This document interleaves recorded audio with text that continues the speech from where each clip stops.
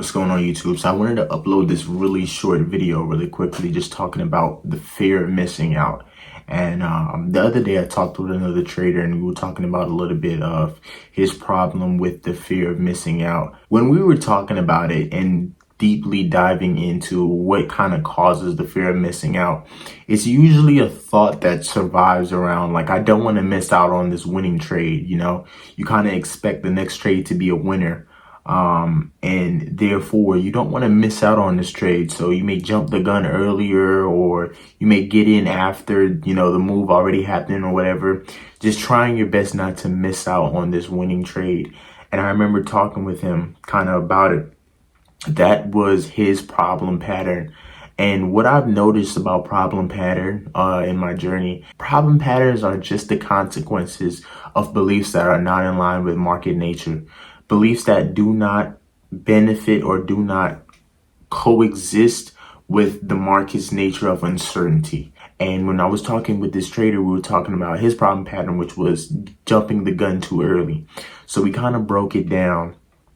He was a little bit of a scalper, so he was getting a lot of trades. And I had a very wonderful conversation, and I wanted to upload it and kind of talk about it for anyone else who may be dealing with the problem as well too. And when you look at the fear of missing out, like I said earlier, it comes from not wanting to miss out on winning trades. Because if you thought you wouldn't lose a trade, you wouldn't have the fear of missing out. So if you feel like you're going to miss out on this trade, it's because you feel like you're missing out on a winning trade. And that right there is just showing you that you don't have a belief in line with market reality. You believe you know the outcome of the next trade, but you really don't. And we kind of went deeper into kind of looking into the fear of missing out. And in his example, he was a scalper. So we kind of looked at all the setups that he was getting. And I was just kind of going over it. He's telling me it takes maybe 3 or 4 setups a day. So then I came to the realization that in a month, he may take anywhere from 75 to 90 setups per day. And I just told him, every time you feel that feeling, just ask yourself like, okay, cool. I understand this because I don't want to miss out on this winning trade. But would missing out on this one trade harm me? Like, would I really be missing out if I just miss one trade when I know I'm going to have anywhere from 75 to 90 setups coming during this month?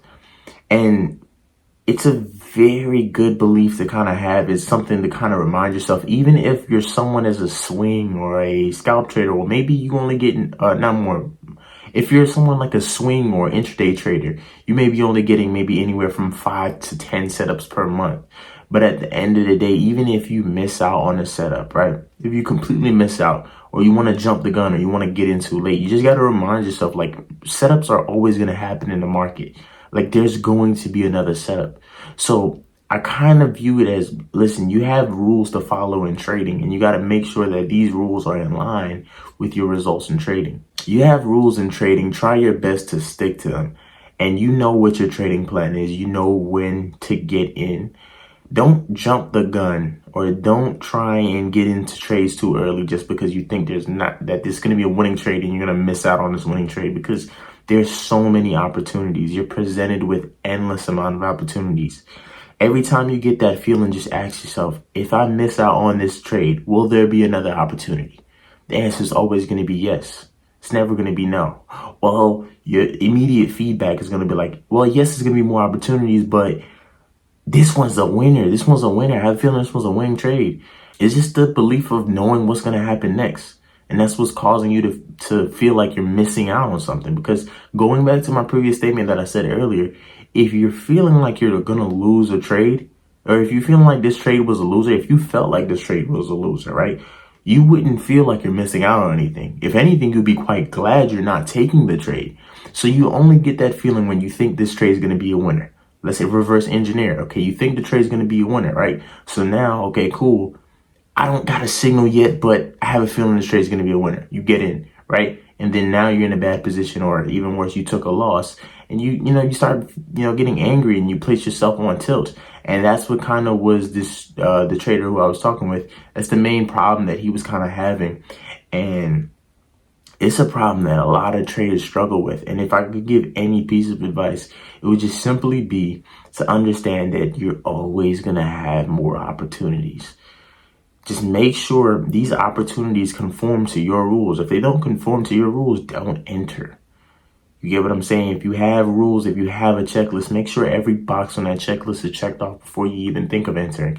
And if it's not, move on, right? Because you're going to have more than one setup. I hope my little 5-minute rant helped somebody. And until next time.